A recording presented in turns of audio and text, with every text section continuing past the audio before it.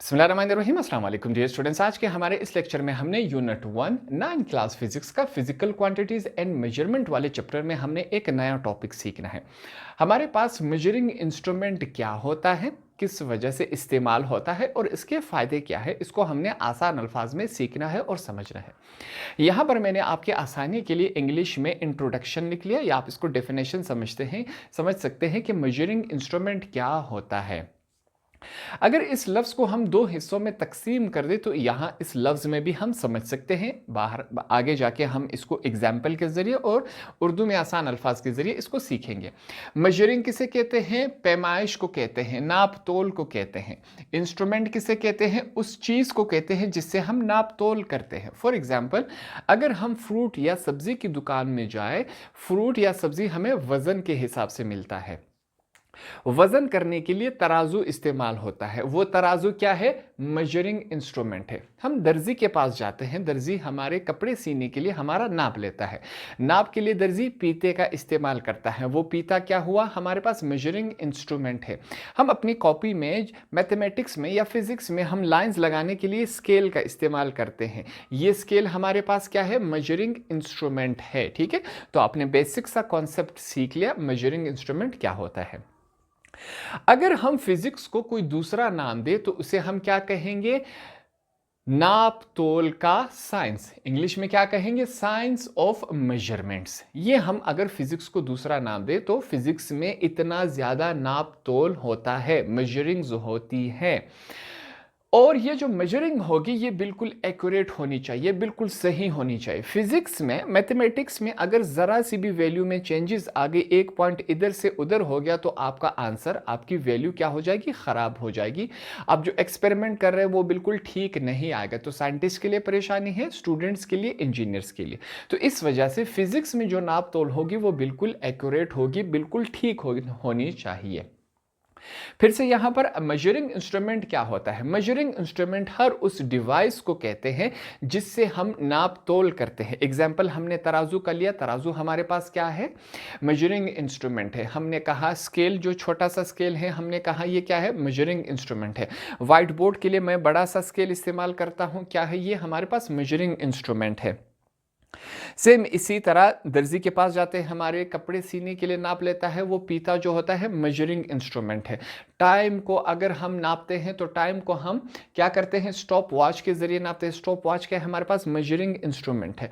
Clock हो गया हमारे पास, डिजिटल वॉच हो गया। तो ये तमाम ऑब्जेक्ट्स जो नाप तोल के लिए इस्तेमाल होते हैं वो उसे हम क्या कहते हैं? मेजरिंग इंस्ट्रूमेंट कहते हैं। ये कॉन्सेप्ट आपका क्लियर हो गया। ठीक है, पुराने ज़माने में क्या होता था, जो ये मेजरिंग इंस्ट्रूमेंट थे, एक तो बहुत ही कम थे, ठीक है, और दूसरा ये हमारे पास हर दफ़ा एक्यूरेट सही आंसर नहीं देते। इनके आंसर में थोड़ा सा आगे पीछे हो जाता था। ठीक है, वक्त के गुजरने के साथ साइंस ने जब तरक्की की तो हमारे पास एक तो डिवाइसेस ज़्यादा हो गए, और दूसरा ये जो आंसर बताते हैं बिल्कुल सही, बिल्कुल एक्यूरेट बताते हैं। ये साइंस की तरक्की के साथ हमारे पास हुआ।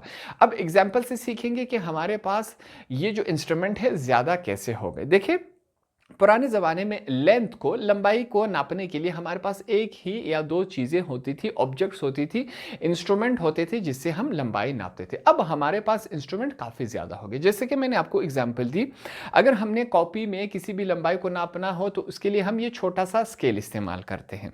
अगर मैंने व्हाइट बोर्ड पर कोई लंबाई नहीं नापनी तो क्या ये छोटा स्केल काम करेगा? नहीं। उसके लिए मैं क्या करूँगा? एक बड़ा सा स्केल का इस्तेमाल करूँगा। ठीक है, दर्जी के पास हम जाते हैं, वो हमारे कपड़े सीता है, क्या दर्जी हमारे नाप के लिए ये स्केल का इस्तेमाल करेगा? नहीं।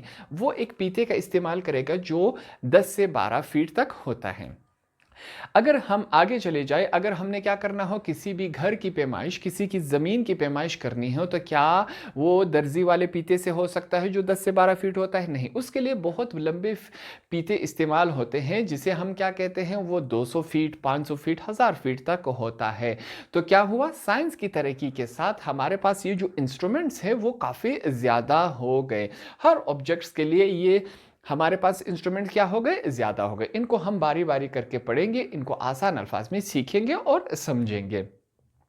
तो हमारे पास जैसे ही साइंस ने तरक्की की, एक तो इंस्ट्रूमेंट्स बढ़ गए और ये बिल्कुल एक्यूरेट, बिल्कुल सही आंसर आपको बताएंगे, इसमें जरा भी पॉइंट इधर उधर नहीं होना चाहिए। अब हमारे पास नाप तोल के लिए, मेजरमेंट के लिए हमारे पास जो चीजें होती हैं मुख्तलिफ होती हैं। जैसे कि हमारे पास मास होता है, लेंथ हो गया, वॉल्यूम हो गया, टाइम हो गया, ठीक है।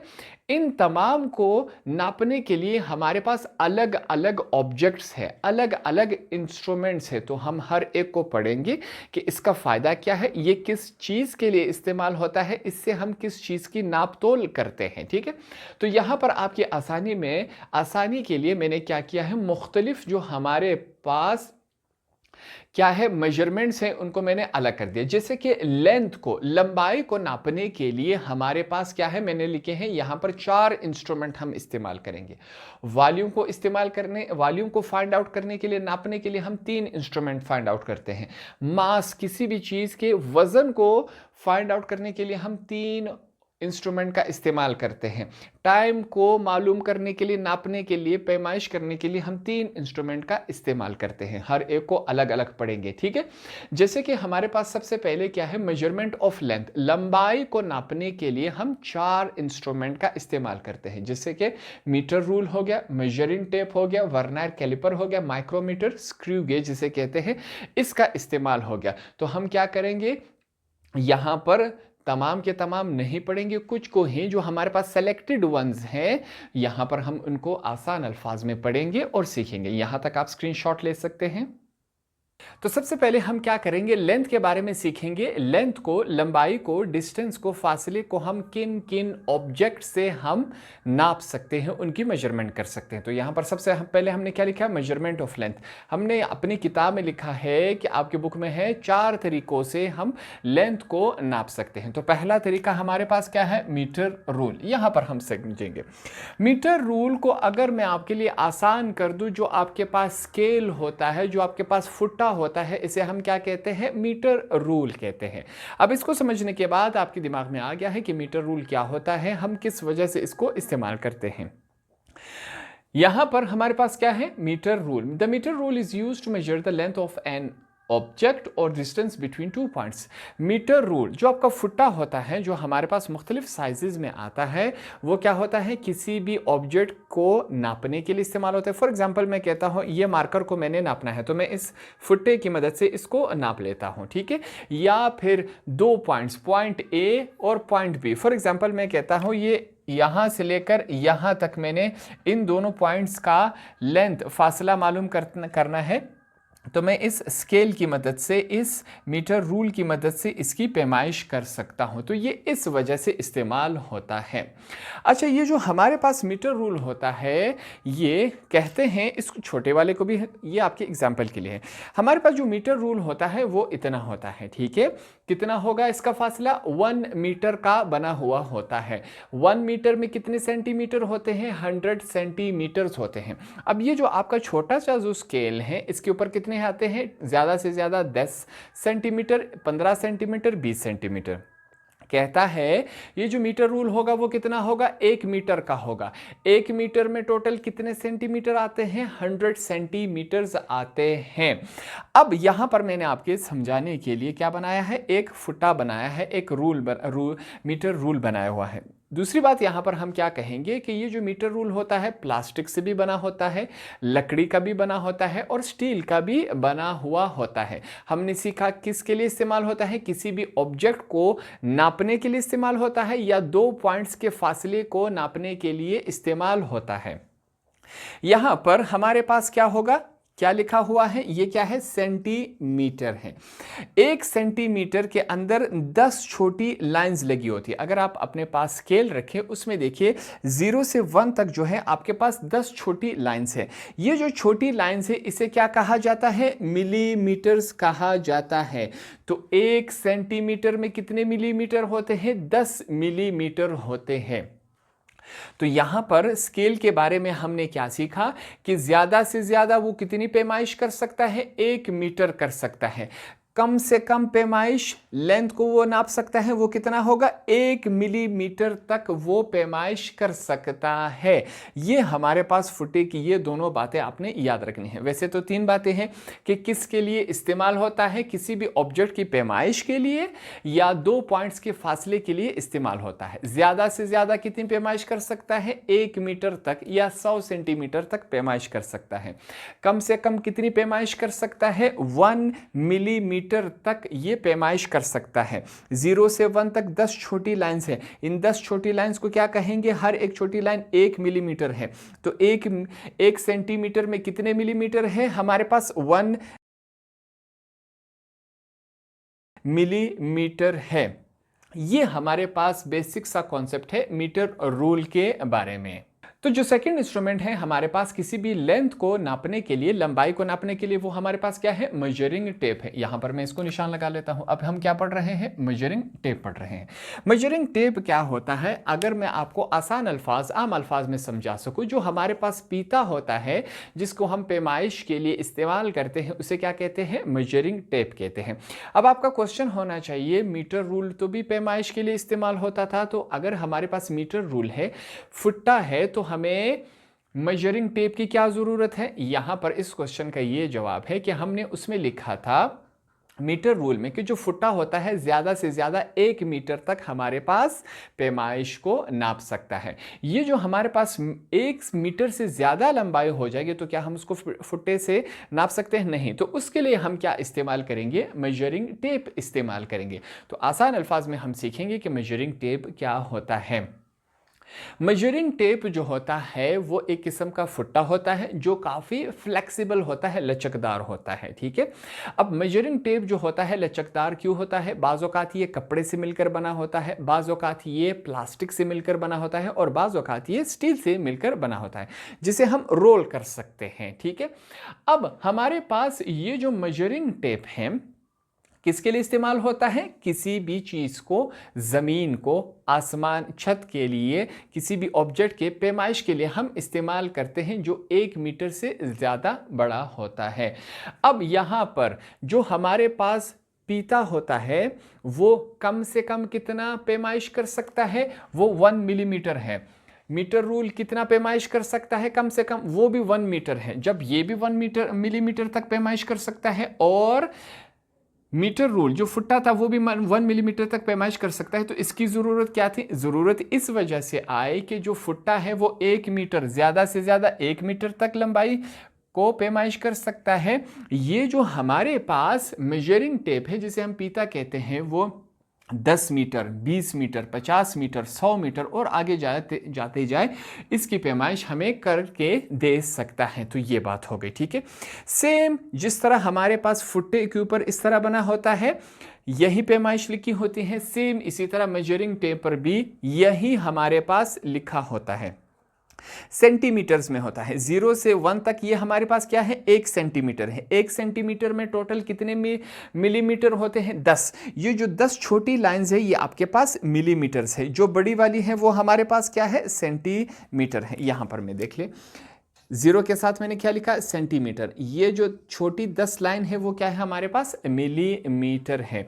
अब ये कौन इस्तेमाल करता है ज़्यादातर, ये ज़्यादातर हमारे पास जो कारपेंटर होते हैं, जो लकड़ी का काम करते हैं, थरकान जिसे हम कहते हैं, वो इस्तेमाल करते हैं। जो आपके मजदूर होते हैं, लफ्ज़ क्या लिखा हुआ है, मैसन्स लिखा हुआ है, जो हमारे पास पत्थरों का काम करते हैं, पत्थरों से दीवारें बनाते हैं, ईंटों से बनाते हैं, मिट्टी से बनाते हैं, इन मजदूरों के पास ये पीता होता है।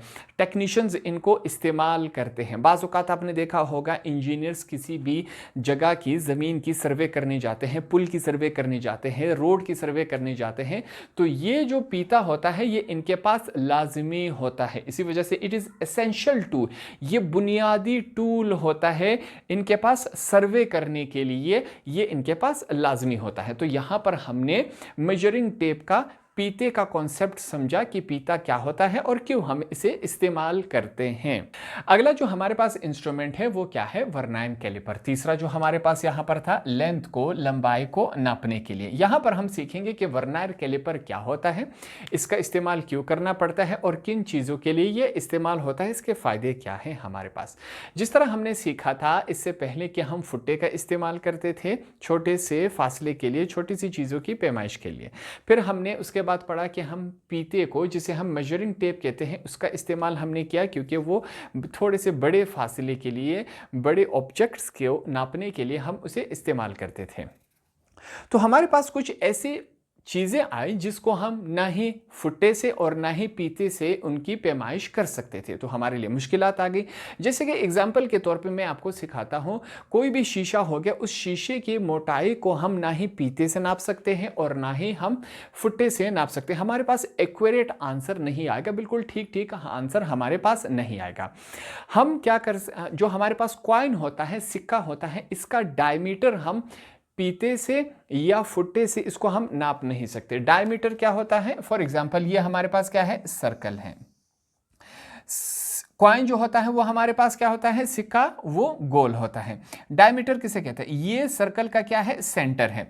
अगर सेंटर से सर्कल के किसी भी तरफ लाइन लगा लिया जाए तो इसे क्या कहते हैं, इसे रेडियस कहते हैं।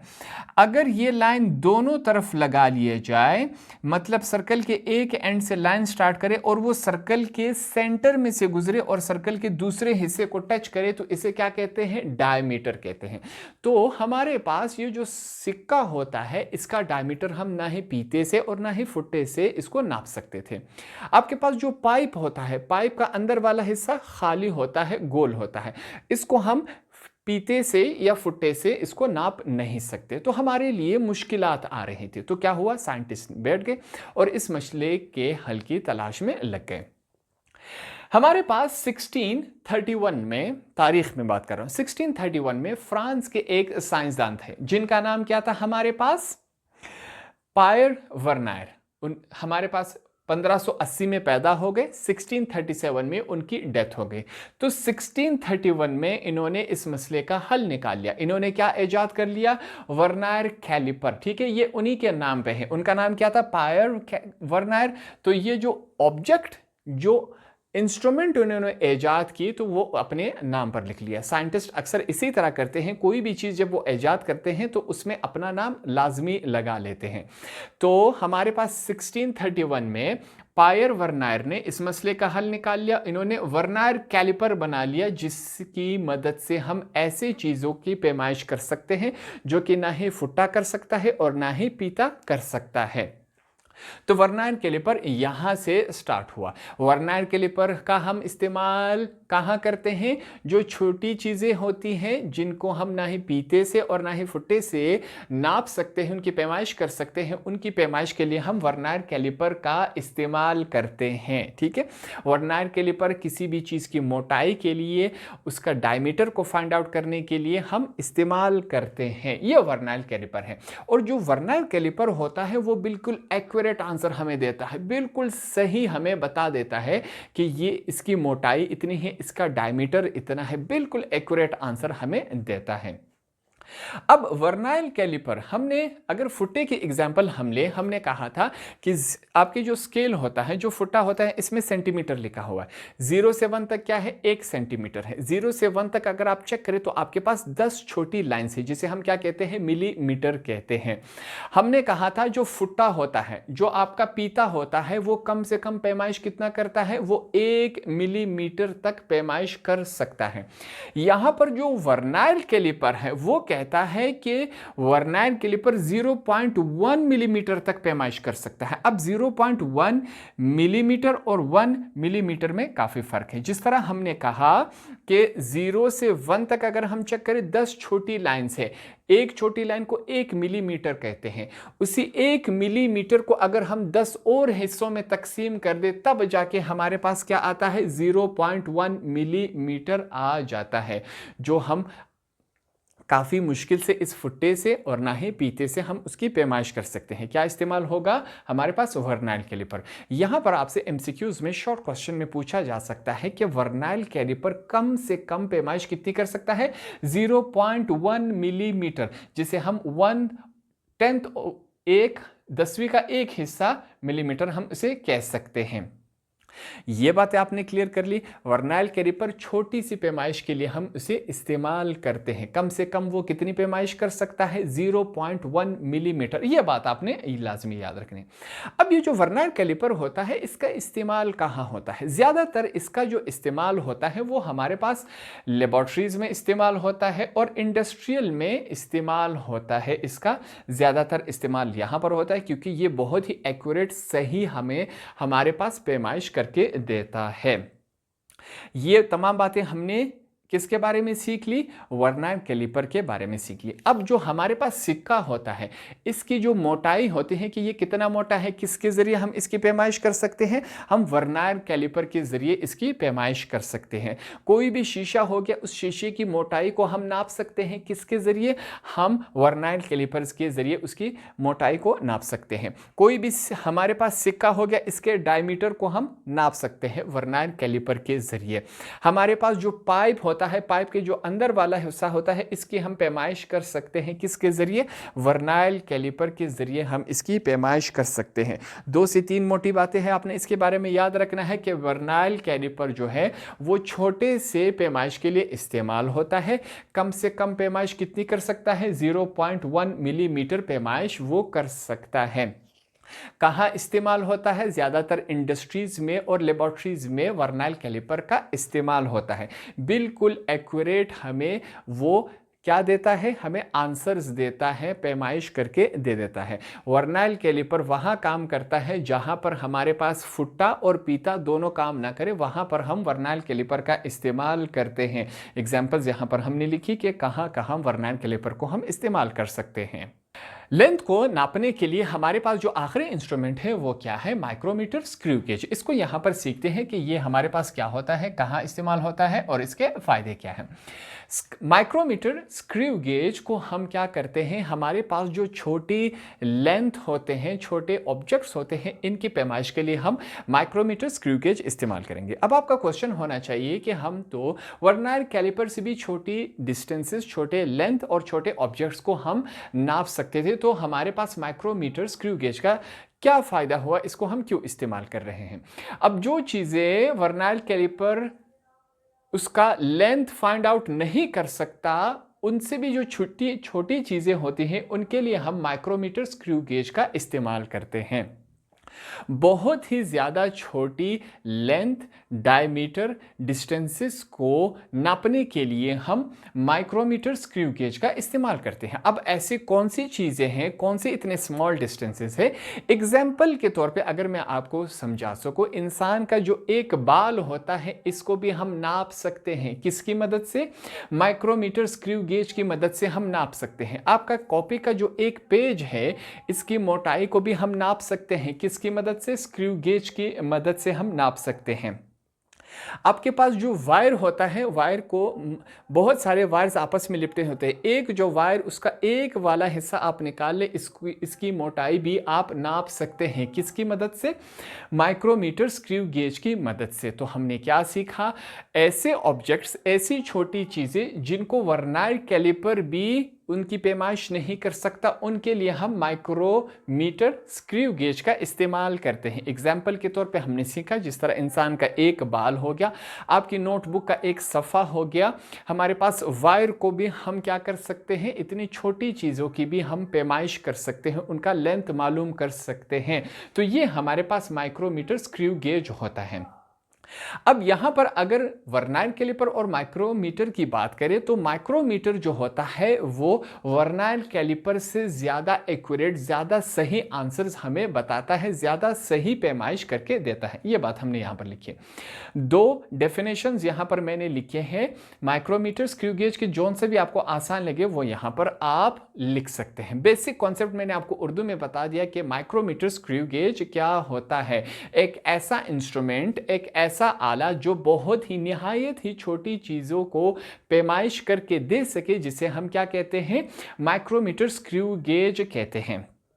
यहां पर एक और बात हमने सीखनी है कि जो हमारे पास माइक्रोमीटर होता है वो कम से कम पैमाइश कितनी कर सकता है, वो हमारे पास 0.01 मिलीमीटर। हमने कहा वर्नाइल कैलिपर कितनी पैमाइश कर सकता है, 0.1। ये हमारे पास क्या है, 0.1। जिस तरह मैंने आपको बताया था कि हमारे पास जो स्केल होता है, फुटा होता है, इसमें 0 से 1 तक क्या है हमारे पास, ये 1 सेंटीमीटर है। 1 सेंटीमीटर के बीच में 10 छोटी लाइंस हैं।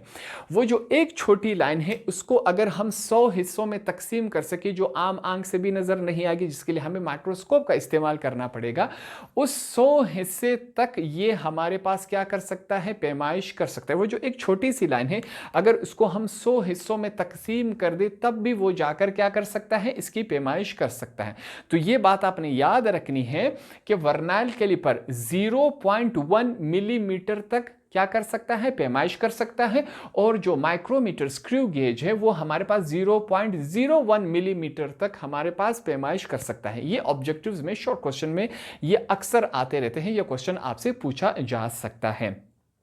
अब एग्जाम्पल के तौर पे और सही समझने के लिए, आपकी दिलचस्पी के लिए हम एग्जाम्पल्स ले लेते हैं कि माइक्रोमीटर स्क्रू गेज कहाँ इस्तेमाल कर सकते हैं।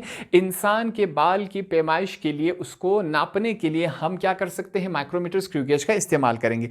Diameter of a thin wire, diameter हम किसे कहते हैं, फिर से यहाँ पर डायमीटर समझ ले। ये हमारे पास क्या है, एक सर्कल है, ठीक है। सर्कल का हमेशा क्या होता है, एक सेंटर होता है। अगर सर्कल के सेंटर से किसी भी तरफ लाइन लगा लिया जाए और सर्कल के एंड तक चला जाए तो इसे क्या कहते हैं, रेडियस कहते हैं।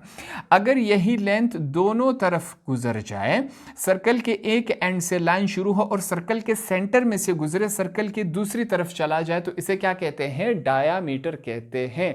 तो सर्कल हम क्या कर सकते हैं, हम बाल के डायमीटर को फाइंड आउट कर सकते हैं, हम वायर के डायमीटर को फाइंड आउट कर सकते हैं, जिसको हम किसी और टूल से, किसी और इंस्ट्रूमेंट से हम फाइंड आउट नहीं कर सकते। Thickness of a small metal sheet, आप ये जो मेटल शीट होता है, ये जो आपके नोटबुक का एक सफ़ा होता है, इसकी थिकनेस, इसकी मोटाई भी हम नाप सकते हैं। किसके ज़रिए, माइक्रोमीटर स्क्रू गेज के ज़रिए हम नाप सकते हैं। तो मुख्तलिफ, यहाँ पर हमने क्या सीखा, मुख्तलिफ लेंथ के लिए हम मुख्तलिफ इंस्ट्रूमेंट इस्तेमाल करते हैं। जैसे कि हम बाल को नापने के लिए स्केल का इस्तेमाल नहीं कर सकते, ठीक है, उसके लिए हम क्या करते हैं, माइक्रोमीटर स्क्रू गेज का इस्तेमाल कर सकते हैं। अब इस पेन को हम नाप सकते हैं इस स्केल के जरिए, इस पेन मार्कर को हम माइक्रोमीटर स्क्रू गेज के जरिए नाप नहीं सकते। तो मुख्तलिफ लंबाइयों के लिए मुख्तलिफ इंस्ट्रूमेंट हमारे पास मौजूद है, जो कि यहां पर हमने मेजरमेंट ऑफ लेंथ्स में पढ़ा कि लेंथ को नापने के लिए मुख्तलिफ ऑब्जेक्ट्स का, मुख्तलिफ इंस्ट्रूमेंट का हम इस्तेमाल करते हैं। अब नेक्स्ट हम जाएंगे मेजरमेंट ऑफ वॉल्यूम को, कि वॉल्यूम को हम किन किन तरीकों से नाप सकते हैं, पैमाइश कर सकते हैं। तो यहां पर हमने क्या सीखना है, मेजरमेंट ऑफ वॉल्यूम। वॉल्यूम को हम क्या कर सकते हैं, मेजर कर सकते हैं, इसकी हम पैमाइश कर सकते हैं। सबसे पहले हम सीखेंगे कि हमारे पास वॉल्यूम क्या होता है। कोई भी चीज जो जगह घेरता हो उसको हम क्या कहते हैं, वॉल्यूम कह सकते हैं। यहां पर कोई भी चीज, जैसे कि यहां पर एग्जांपल लेते हैं, हमारे इस रूम में क्या पड़ा हुआ है, ये व्हाइट बोर्ड। ये व्हाइट बोर्ड क्या जगह घेर रहा है, बिल्कुल। तो ये इसका क्या हुआ, वॉल्यूम है। हमने गिलास का, गिलास क्या होता है, खाली होता है, इसमें हम पानी डालेंगे, ठीक है, तो वो गिलास का क्या हुआ, जब पानी डालेंगे ये उसका वॉल्यूम हो गया। कोई भी चीज जो जगह घेरती हो उसे हम क्या कहते हैं, वॉल्यूम कहते हैं। तो वॉल्यूम को हम क्या कर सकते हैं, मेजर कर सकते हैं, नाप सकते हैं। यहां पर एक बात सीखनी है हमने, इंग्लिश में भी यही लिखा है, the space occupied by an object is defined as volume. कोई भी चीज जो जगह घेरती हो वो उसका क्या है, वॉल्यूम है। अब वॉल्यूम का क्या है, वजन के साथ कोई ताल्लुक नहीं है। कैसे नहीं है, इस बात को समझते हैं।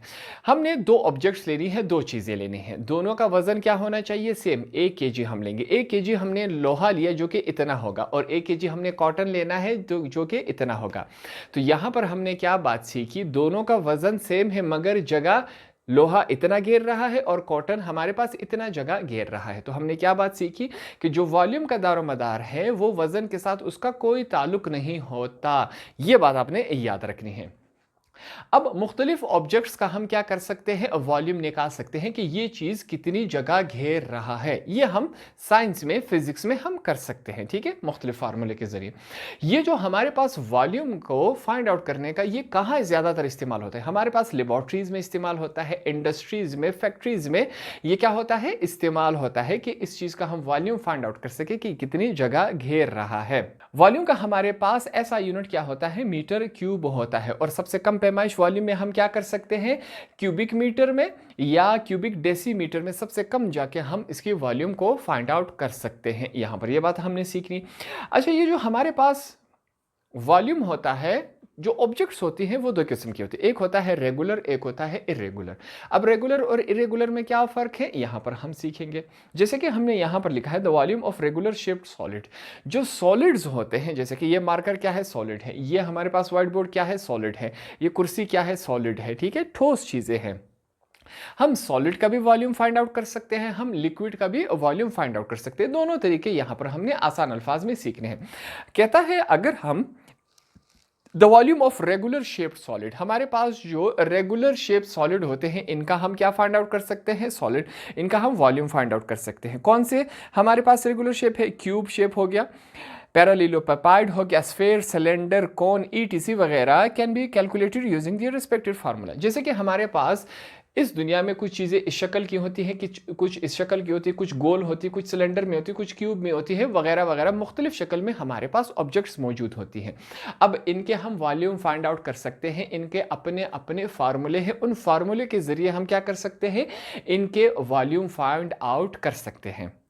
तो यहाँ पर हमने क्या सीखा कि वॉल्यूम को भी हम मेजर कर सकते हैं, नाप सकते हैं। वॉल्यूम क्या होता है, कोई भी चीज़ जो जगह घेरता हो, उस जगह के घेरने को हम क्या कहते हैं, वॉल्यूम कहते हैं। यहाँ पर फिर हमने सीखा कि हम जो सॉलिड हमारे पास ऑब्जेक्ट्स है, जैसे कि ये रेगुलर ऑब्जेक्ट्स हो गई, इनका हम वॉल्यूम फाइंड आउट कर सकते हैं। कैसे कर सकते हैं, इनके अपने फार्मूला से, जैसे कि आपके पास लेंथ होनी चाहिए, विड्थ होनी चाहिए, हाइट होनी चाहिए, ठीक है, उनकी मदद से हम क्या कर सकते हैं, इनके वॉल्यूम हम फाइंड आउट कर सकते हैं। अब यहां पर क्वेश्चन आता है कि अगर हमारे पास कोई ऐसा ऑब्जेक्ट आ जाए जो क्या हो, रेगुलर नहीं हो। फॉर एग्जांपल, आपके आसानी के लिए हम कहते हैं कि अगर हमारे पास यूं एक पत्थर है, अब इस पत्थर का हम वॉल्यूम कैसे फाइंड आउट कर सकते हैं, हमारे पास फिजिक्स ने भी इसका हल दिया हुआ है।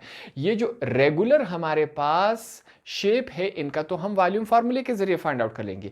ये हमारे पास क्या है, इरेगुलर है, एक पत्थर है। अब इस पत्थर का वॉल्यूम कैसे फाइंड आउट कर सकते हैं, ना ही इसको स्केल की मदद से फुटेगी, ना ही पीते की मदद से, क्योंकि एक जगह छोटा होता है, एक बड़ा होता है, तो इसकी वॉल्यूम हम फाइंड आउट नहीं कर सकते। फिजिक्स ने हमें इसका भी हल दिया है कि हम क्या कर सकते हैं, जो इरेगुलर हमारे पास ऑब्जेक्ट्स होते हैं इनका भी हम वॉल्यूम फाइंड आउट कर सकते हैं। तो यहां पर हम फाइंड आउट करेंगे।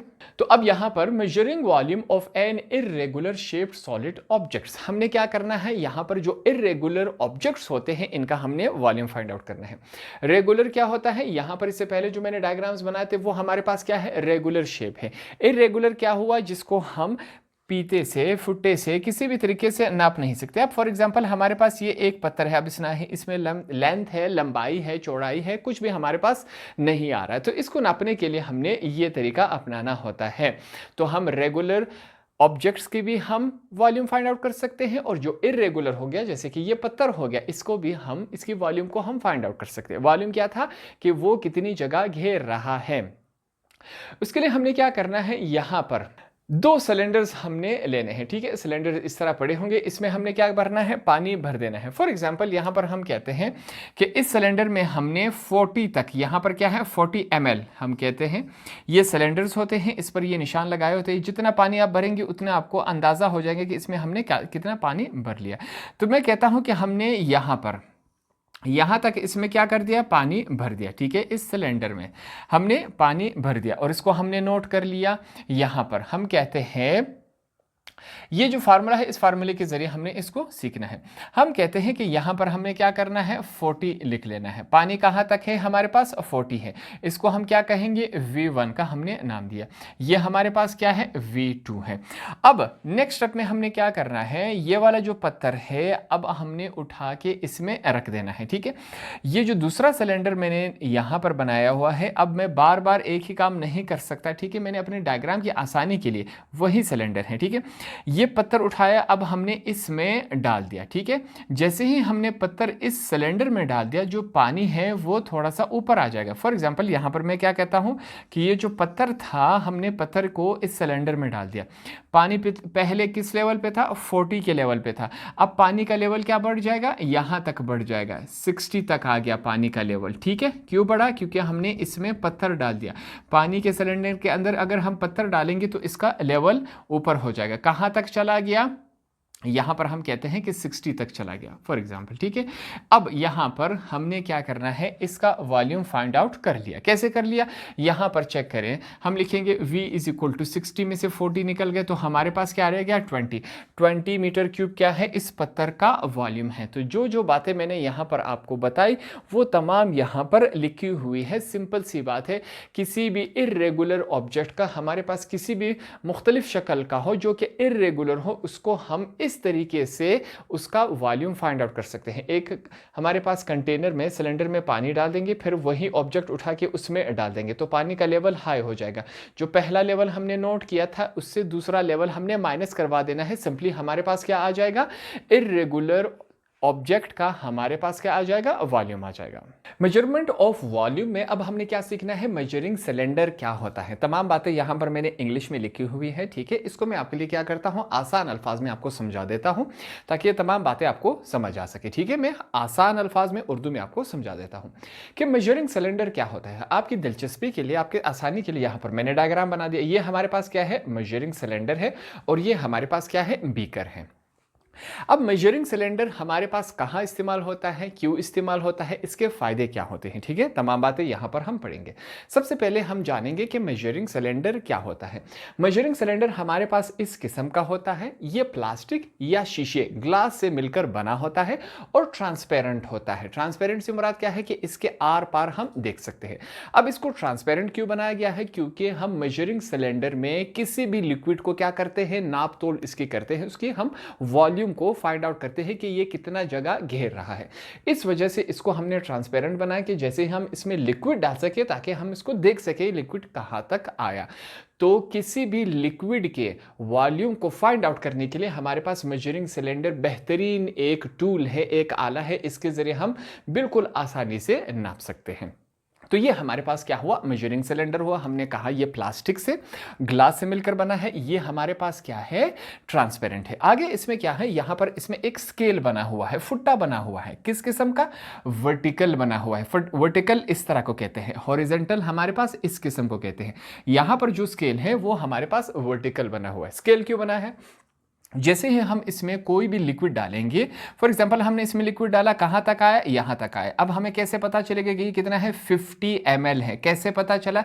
क्योंकि यहाँ पर हमारे पास इस मेजरिंग सिलेंडर में एक स्केल लगा हुआ है। जहाँ जहाँ तक हम पानी डालेंगे वहाँ तक हमें पता चल जाएगा कि इसमें 80 ml है, 50 ml है, 10 ml है। हमें आसानी से पता चल जाएगा। ये हमारे पास मेजरिंग सिलेंडर की सहूलियत है, हमारे लिए आसानी पैदा करता है, ठीक है। अब यहाँ पर एक लफ्ज़ इस्तेमाल हुआ है, which measuring cylinder has calibrated vertical scale. इसमें क्या है? कैलिब्रेटेड को अगर हम आसान अल्फाज में समझे कि यहाँ पर पहले से वाज़े तौर पर और बिल्कुल सही हमारे पास नंबरिंग लगाई गई है। अगर यहाँ तक पानी आया तो 50 ml है, यहाँ तक आया तो 90 ml है। इसे क्या कहते हैं? कैलिब्रेटेड कहते हैं। बिल्कुल सही सही हमारे पास यहाँ पर आदादो शुमार लगाए गए हैं। इसे हम कैलिब्रेटेड वर्टिकल स्केल कहते हैं। जैसे ही हम इस सिलेंडर में पानी डालेंगे तो हमें आसानी से मालूम हो जाएगा कि पानी यहां तक आया, यहां तक आया, यहां तक आया, ठीक है। मेजरिंग सिलेंडर हमें लिक्विड को, उसकी वॉल्यूम को फाइंड आउट करने के लिए इस्तेमाल करते हैं। आगे चलते हैं मेजरिंग सिलेंडर में। अब ये हमारे पास जो मेजरिंग सिलेंडर होता है ये क्या करता है? हमारे पास मुख्तलिफ साइजेस में आता है। ये 100 ml से लेकर 2500 ml तक आता है, ठीक है। छोटे से लेकर बड़े तक ये हमारे पास आता है। इसमें हम लिक्विड के वॉल्यूम को फाइंड आउट करते हैं। जैसे कि हमने पढ़ा था यहां पर कि ये हमारे पास मेजरिंग सिलेंडर है, साथ वाला बीकर है। अब दोनों लिक्विड के वॉल्यूम को फाइंड आउट करने के लिए इस्तेमाल होता है। मगर जो मेजरिंग सिलेंडर है वो बिल्कुल सही सही हमारे पास आंसर देता है बनिस्बत बीकर के। वैसे तो दोनों लिक्विड के वॉल्यूम को फाइंड आउट करने के लिए इस्तेमाल होता है, मगर जो सबसे सही रिजल्ट देता है वो हमारे पास क्या होता है, मेजरिंग सिलेंडर हमारे पास बिल्कुल सही आंसर देता है बनिस्बत बीकर के। ये बातें हमने यहां पर लिखी हुई हैं। इससे पहले हमने जाना था कि अगर हमने किसी भी सॉलिड जो इरेगुलर हो, एग्जाम्पल के तौर पे मैंने आपको समझाया था, अगर हमारे पास इस किस्म का कोई पत्थर आ जाए जिसे हम ना ही स्केल से ना ही फुट्टे से किसी भी चीज से हम इसकी वॉल्यूम फाइंड आउट नहीं कर सकते, क्योंकि इसकी शेप ही इस तरह अलग सी है। ठीक है, तो इसको हम क्या करेंगे, मेजरिंग सिलेंडर की इसकी हमने हेल्प लेनी है ताकि इसका वॉल्यूम हम फाइंड आउट कर सकते हैं। हमने क्या कहा था, इस सिलेंडर में हम फॉर एग्जाम्पल पानी डालते हैं 50 ml तक, फिर हमने ये पत्थर उठा लेना है, इस सिलेंडर में डाल देना है। जो पानी का वो है वो ऊपर चला जाएगा। ठीक है, ऊपर आ गया, पानी कहां तक आया, हमारे पास 80 तक आया। तो अब हम 80 में से 50 को माइनस कर देंगे तो इसका वॉल्यूम आ गया हमारे पास क्या है, 30 है। तो हम मेजरिंग सिलेंडर को इस वजह से भी इस्तेमाल करते हैं। मेजरिंग सिलेंडर कहां कहां इस्तेमाल होते हैं, हमारे पास लेबोरेटरीज में इस्तेमाल होते हैं, साइंटिस्ट इसको इस्तेमाल करते हैं, एक्सपेरिमेंट्स के लिए ये इस्तेमाल होता है, काफ़ी इस्तेमाल है इसका। ठीक है, क्यों इस्तेमाल करते हैं, ताकि हमें किसी भी लिक्विड का वॉल्यूम का अंदाज़ा हो सके। ठीक है, कहाँ कहाँ इस्तेमाल होता है हमने सीखा, लेबोरेटरीज, साइंटिस्ट एक्सपेरिमेंट्स में ये इस्तेमाल होता है। ये हमारे पास ट्रांसपेरेंट होता है और किसी भी लिक्विड के बिल्कुल सही जो वॉल्यूम हमने फाइंड आउट करना होता है, हम उसके लिए ये मेजरिंग सिलेंडर का इस्तेमाल करते हैं। यहाँ पर आप इसका स्क्रीनशॉट ले सकते हैं। ये हमारे पास मेजरिंग सिलेंडर हुआ, आपने एक नई बात सीखी यहाँ पर। नेक्स्ट हमारे पास है how to read a measuring cylinder. जैसे हमारे पास मेजरिंग सिलेंडर में हम क्या करते हैं, पानी डालते हैं, लिक्विड डालते हैं, तो इसको हम मेजर कैसे करेंगे, इसकी हम पैमाइश कैसे लेंगे, इस टॉपिक में हमने यही तरीका सीखना है। ठीक है, काफ़ी आसान अल्फाज में आपको समझाऊंगा, मुकम्मल तरीका यहाँ पर इंग्लिश में लिखा हुआ है, मैं आपको आम अल्फाज में, सादा अल्फाज में आपको समझा दूंगा। तो सबसे पहले हम क्या करेंगे, मेजरिंग सिलेंडर लेंगे। मेजरिंग सिलेंडर हमारे पास इस फॉर्म में होता है, इसमें हम कोई भी लिक्विड डाल देंगे। ठीक है, जैसे ही लिक्विड डाल देंगे तो लिक्विड हमारे पास दो शक्ल बना लेगा। कैसे, मैं आपको समझा देता हूं। एक लिक्विड हमारे पास इस फॉर्म में बन जाएगा, इसका जो एंड होगा वो इस फॉर्म में होगा। अगर हमारे पास कोई लिक्विड अगर हम मेजरिंग सिलेंडर में डाल दे जो इस तरह शक्ल बना ले, जैसे कि हमारे पास कोई स्पून होता है, कोई चम्मच होता है, वो अंदर से क्या होता है, खाली होता है। अगर इस तरह का कोई भी हमारे पास कोई भी लिक्विड इस फॉर्म में, उसका जो एंड होगा, आखिरी हिस्सा होगा, ये फॉर्म बना ले, इसे हम क्या कहते हैं, यहां पर मैं लिखूंगा, इसे हम कहेंगे कॉनकेव। फिजिक्स की जुबान में इसे क्या कहते हैं, कॉनकेव कहते हैं। बाज औकात कुछ लिक्विड ऐसे होते हैं जो हमारे पास ये वाला एंड, उसका जो आखिरी हिस्सा होता है वो हमारे पास ये हिस्सा ये शक्ल बना लेता है, इसे हम क्या कहेंगे, कॉन्वेक्स कहेंगे। ये दोनों बातें आपने यहां पर याद रखनी है। कुछ लिक्विड ऐसे होते हैं जिनको हम मेजरिंग सिलेंडर में डाल दे, इनका एंड इस फॉर्म में बनता है, वो क्या होता है, जिसे हम क्या कहते हैं, कॉनकेव कहते हैं। कुछ हमारे पास ये वाला फॉर्म बना लेते हैं, इसे हम क्या कहते हैं, कॉन्वेक्स। जैसे कि हमारे पास फुटबॉल का या किसी भी बॉल का ऊपर वाला हिस्सा होता है। ठीक है, यहां पर इन दोनों को मिलाकर क्या कहा जाता है, कॉनकेव और कॉन्वेक्स को एक साथ जब हम मिला ले तो इसे हम क्या कहेंगे, इसे हम कहते हैं मेंसिकस कहेंगे। ठीक है, यह बात आपने याद रखनी है। अब यहां पर हम क्या करेंगे, अगर हम इसमें कोई भी लिक्विड डाल दें तो वो कॉनकेव शक्ल बना लेगा। अब आप यहां पे देखेंगे कि ये रीडिंग यहां से लेना है, यहां से लेना है, यहां से लेना है, यहां से लेना है। अगर वो कॉन्वेक्स बना ले तो आप रीडिंग यहां से लोगे, यहां से लोगे, तो काफी मसले दरकार होते हैं। इसी वजह से ये टॉपिक है हमारे पास कि हमने मेजरिंग सिलेंडर का बिल्कुल सही पैमाइश किस तरीके से लेना है। फर्ज करें यहां पर हमने इसमें लिक्विड डाल दिया। ठीक है, अब जैसे ही लिक्विड डाल दिया तो ये हमारे पास फॉर एग्जाम्पल यहां पर ये जो लिक्विड है वो हमें कुछ यू नजर आ रहा है। अब हमने इसकी पैमाइश कैसे लेनी है, क्या हमने यहां से देखना है, फॉर एग्जांपल ये क्या है, इंसान की आंख है, क्या हमने यहां से देखना है, क्या हमने यहां नीचे से देखना है, नहीं, बिल्कुल नहीं। ये दोनों तरीके क्या है हमारे पास गलत है किसी भी लिक्विड के मेजरमेंट को लेने का। बिल्कुल सही तरीका क्या है, ये जो पानी है इसके बिल्कुल सामने आपने बैठ जाना है और सामने से ही बिल्कुल यहाँ पर आपने क्या लेनी है, मेजरमेंट लेना है। ये इसका बिल्कुल सही तरीका है। अगर आप ऊपर से यू देखेंगे तो आप जो हमारे पास फॉर एग्जांपल हम कहेंगे यहाँ पर क्या रहा है 50 हमने ml लिया, ठीक है। अगर आप ऊपर से देखेंगे तो हमें क्या नजर आएगा 50.5 नजर आएगा। अगर हम नीचे से देखेंगे तो हमें 49 नजर आएगा ml। तो ये जो दोनों है ये हमारे पास क्या है, गलत है। जो बिल्कुल सही है, हम इंसान की आंख यहां होनी चाहिए और बिल्कुल इसमें स्ट्रेट देखना चाहिए, तब जाके हमें बिल्कुल सही रीडिंग मिलेगी। ये बातें आपने याद रखनी है। यहां पर हमने काफी चीजें सीखी। तमाम जो बातें मैंने आपको बताई वो यहाँ पर यू इंग्लिश में लिखी हुई है इस टॉपिक में, और कोई बात हमारे पास नहीं है। एक दफ़ा फिर मैं आपको समझा दूँ, अगर हम किसी भी मेजरिंग सिलेंडर में पानी डाल दें, अगर इसका एंड पानी का आखिरी वाला हिस्सा ऊपर वाला जो हिस्सा होता है अगर वो यू शक्ल बना ले तो इसे कॉनकेव कहेंगे, अगर वो यू शक्ल बना ले तो इसे कॉन्वेक्स कहेंगे। कुछ लिक्विड ये वाला शक्ल बनाते हैं और कुछ लिक्विड ये वाला शक्ल बनाते हैं, ठीक है। तो जैसे ही हम इसको मेजरिंग सिलेंडर में डालेंगे तो इसको सही कहाँ से देखा जाएगा ताकि इसकी पैमाइश ले सके। यहां ऊपर से देखना गलत है, नीचे से देखना गलत है, बिल्कुल स्ट्रेट आपने उसे देखना होगा, तब जाके आप सही पैमाइश ले सकते हैं। ये इसका सही तरीका है, ठीक है। तो इसमें हमने कॉनकेव सीखा, कॉन्वेक्स सीखा। हमारे पास दोनों को मिला के क्या कहते हैं, मेंसिकस इसे हम कहते हैं। अब ज्यादातर जो हमारे पास लिक्विड होते हैं वो क्या होते हैं, कॉनकेव होते हैं। कुछ ही लिक्विड होते हैं जो हमारे पास कॉन्वेक्स होते हैं। जैसे कि एग्जांपल पे यहां पर लिखा हुआ है कि मरकरी जो होता है हमारे पास, मरकरी क्या होता है जो आपके थर्मामीटर में इस्तेमाल होता है, वो वाला जो लिक्विड होता है वो हमारे पास क्या है, वो कॉन्वेक्स होता है, ठीक है। कॉन्वेक्स क्या होता है, उसका जो एंड वाला हिस्सा है वो हमें यू नजर आएगा। आप थर्मामीटर को चेक कर सकते हैं अपनी आंखों से। तो ये वाला सही तरीका होता है किसी भी लिक्विड की पैमाइश को लेने के लिए। तो नेक्स्ट हमारे पास टॉपिक क्या है, मेजरमेंट ऑफ मास। हम मास को भी मेजरमेंट कर सकते हैं, उसको नाप सकते हैं, उसको तोल सकते हैं। तो सबसे पहले क्वेश्चन हमारे पास क्या आएगा कि हमारे पास मास क्या होता है। अगर मैं आपको आसान अल्फाज में समझा सकूं, मास का मतलब होता है कि कोई भी चीज कितना हैवी है, भारी है, कितना वजन रखता है। तो वजन को भी हम नाप सकते हैं मुख्तलिफ तरीकों से। आज के यहां पर हमने यही सीखना है और समझना है, ठीक है। तो यहां पर सबसे पहले हमने क्या लिखा हुआ है, mass means how heavy an object is. Mass का मतलब है कि कोई भी ऑब्जेक्ट कितना भारी है, कितना वो वजन रखता है।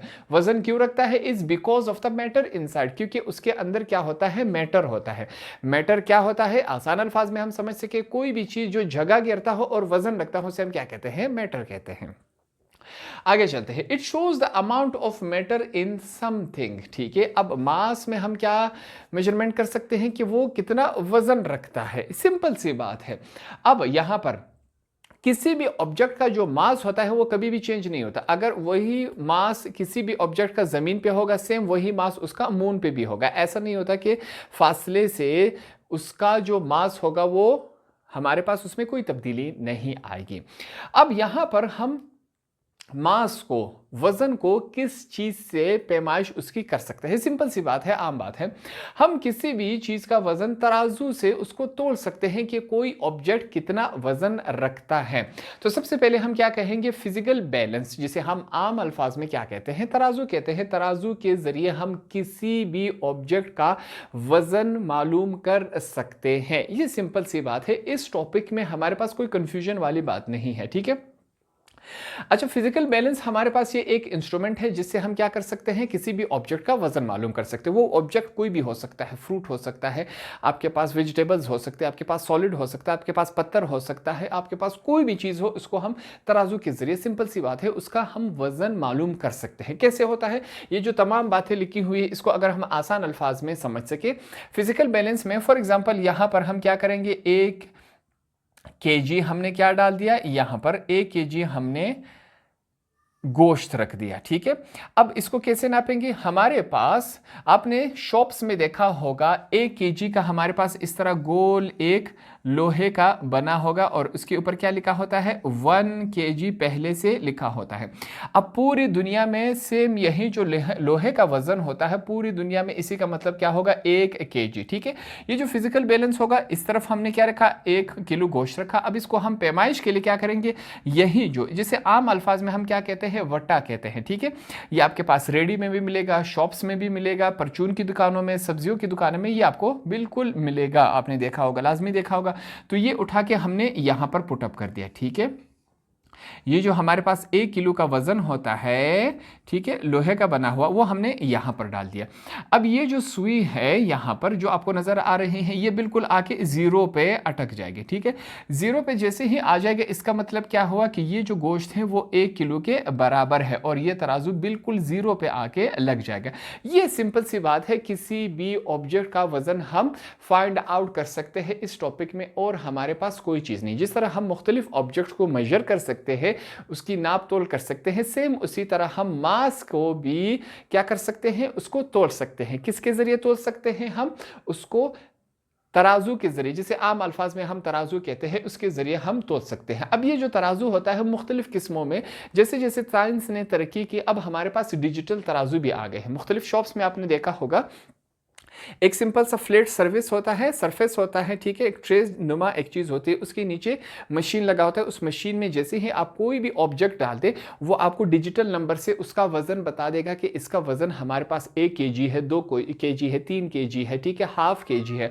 तो वो डिजिटल जरिए से भी आजकल हमें बता रहा है। तो इस ये जो फिजिकल बैलेंस है, जो तराजू होता है, वो मुख्तलिफ किस्मों में हमारे पास मौजूद होता है। तमाम का काम एक ही है। क्या है इनका काम, कि हमें वजन बता सके कि ये जो ऑब्जेक्ट है इसका वजन कितना है। सिंपल सी बात है। तो जिस तरह हम लेंथ को मेजर कर सकते हैं, हम वॉल्यूम को फाइंड आउट कर सकते हैं, हम मास को मेजर कर सकते हैं, सेम उसी तरह हम टाइम को भी मेजर कर सकते हैं। यहां पर हम सीखेंगे काफी सिंपल और लास्ट वाला हिस्सा है इस टॉपिक का, कि टाइम को किस तरह मेजर किया जाता है, उसको किस तरह नापा जाता है। यहां पर मैंने लिखा हुआ है, तमाम जो बातें लिखी हुई मैं आपको आसान अल्फाज में उर्दू में आपको समझा दूंगा। Measurement of time means finding out how much time has passed between the start and end of any event. Measurement of time का मतलब क्या है, कि किसी भी काम को शुरू करने से और खत्म करने में कितना वक्त गुजरा है, इसको जब हम नापेंगे तो इसे क्या कहेंगे, मेजरमेंट ऑफ टाइम, कि इस काम को करने में हमें इतना वक्त लगा। ठीक है, ये सिंपल सी डेफिनेशन है कि किसी भी काम के करने के वक्त को अगर हम उसको नापें तो इसे क्या कहेंगे, मेजरमेंट ऑफ टाइम कहेंगे। अब टाइम को नापने के लिए हम किसका इस्तेमाल करते हैं, हम घड़ी का इस्तेमाल करते हैं। घड़ी हमारे पास मुख्तलिफ किस्मों में आती हैं। वक्त के साथ, तरक्की के साथ हमारे पास जो घड़ियां हैं वो बहुत सारे किस्म के आ गए। यहां पर हम एक पढ़ेंगे स्टॉप वॉच जो होती हैं, ये भी टाइम को नापने के लिए, मेजर करने के लिए इस्तेमाल होती हैं। यहां पर जो हमारे पास घड़ी की 2 किस्में मैंने आपके लिए बनाई है, एक को कहते हैं एनालॉग, दूसरे को कहते हैं डिजिटल। एनालॉग किसे कहते हैं, जिसमें आपके पास फिजिकली यहां पर जो टाइम लिखा होता है उसे हम एनालॉग कहते हैं, और जो डिजिटली होते हैं, जो हमारे मोबाइल में होती हैं, कुछ घड़ियां जो हम हाथ में बांधते हैं, उसमें एनालॉग और डिजिटल दोनों आती हैं। पहले से लिखे हुए हमारे पास जो होंगी उसे हम एनालॉग कहेंगे, और जो हमारे पास कंप्यूटराइज नजर आएंगे नंबर्स, उसे हम क्या कहेंगे, डिजिटल स्टॉप वॉच कहेंगे या डिजिटल वॉच कहेंगे। स्टॉप वॉच में हम क्या पढ़ेंगे, कि स्टॉप वॉच हमारे पास होता है, जैसे कि हम एनालॉग की एग्जांपल लेते हैं। ठीक है, एनालॉग की एग्जांपल हम लेंगे। यहां पर हमारे पास क्या लिखे हुए हैं, सेकंड्स लिखे हुए, 5 सेकंड, 10 सेकंड, 15। एक मिनट में टोटल कितने सेकंड्स होते हैं, 60 सेकंड्स होते हैं। ठीक है, एक आवर में कितने मिनट्स होते हैं, 60 मिनट्स होते हैं। यह बात आपने याद रखना है। अब एनालॉग में हमारे पास क्या होता है, पहले से नंबर्स लिखे होते हैं। जो बड़ा वाला आपको नजर आ रहा है, यह हमारे पास सेकंड्स बताएगा। जो यहां पर छोटा है वो हमारे पास क्या बताएगा, मिनट्स बताएगा हमें। यहां पर हमारे पास जब किसी भी काम को, किसी भी इवेंट को अगर उसका टाइम हम नोट करें तो उसके लिए हमारे पास ये एनालॉग स्टॉपवॉच लाजमी होनी चाहिए। तो हम क्या करेंगे, यहां पर ये बटन प्रेस करेंगे जो कि हमारे पास सेकंड और टाइम दोनों को 0 पे ले आएगा। ठीक है, तो हम कोई भी काम को, टाइम को नापने के लिए हम दोनों सेकंड्स और मिनट्स को 0 पर लाएंगे, ताकि हम उसको बिल्कुल सही से पैमाइश कर सके, नाप कर सके। ठीक है, तो यहां पर स्टार्ट का बटन होगा। फॉर एग्जांपल हम क्या करेंगे, किसी भी रेस को हम हमारा दोस्त एक रेस करना चाह रहा है 100 मीटर का। हम कहेंगे कि हम टाइम को देखेंगे कि आप 100 मीटर की रेस कितने टाइम में करते हैं। तो हम एनालॉग घड़ी अपने हाथ में रखेंगे, ये वाला बटन प्रेस करेंगे, सेकंड और मिनट दोनों जीरो पर आ जाएंगे। जैसे ही रेस स्टार्ट होगी, हम स्टार्ट का बटन दबा देंगे, हमारे पास सेकंड्स जो है वो उसकी सुई मूव होना स्टार्ट हो जाएगी। सेम इसी तरह मिनट की भी। जैसे ही रेस खत्म होगा, हम एंड वाला बटन दबा देंगे, स्टॉप वाला बटन दबा देंगे। यहां पर हम देखेंगे कि हमारे जो दोस्त ने 100 मीटर की जो रेस है वो कितने मिनट में और कितने सेकंड्स में तय कर लिया। तो इसके लिए हम इस घड़ी को इस्तेमाल करते हैं। हम मुख्तलिफ कामों के लिए इसको इस्तेमाल करते हैं, एक्सपेरिमेंट्स के लिए इस्तेमाल करते हैं, स्पोर्ट्स में हम इसे इस्तेमाल करते हैं। तो ये मुकम्मल कहानी है टाइम को नापने की। हमें भी मालूम है कि टाइम को हम घड़ी के जरिए नापते हैं। तो जैसे जैसे तरक्की हुई वक्त के साथ, हमारे पास अब ये जो स्टॉप वॉच है वो डिजिटल में भी आ गया। ठीक है, बाज़ औक़ात हमारे पास यहाँ पर सेकंड्स में 5 और 10 सेकंड्स के बीच में हल्का सा स्लाइड सा मिसअंडरस्टैंडिंग हो जाती है। जब से हमारे पास डिजिटल स्टॉप वॉच आई, अब हमारे पास ये मसला भी नहीं आया कि ये जो छोटे से सेकंड्स हैं इनको भी गिनने में हमें कोई परेशानी है, ये डायरेक्ट हमें बता देते हैं। तो ये हमारे पास पूरा टॉपिक हुआ। हमने क्या सीखा? मेजरमेंट सीखी, मुख्तलिफ चीज़ों को हम किस तरह मेजर कर सकते हैं, नाप सकते हैं, तोल सकते हैं। आज के हमारा टॉपिक यहीं पर एंड हुआ। होप आपको ये वाला टॉपिक भी आसानी से समझ आ गया होगा।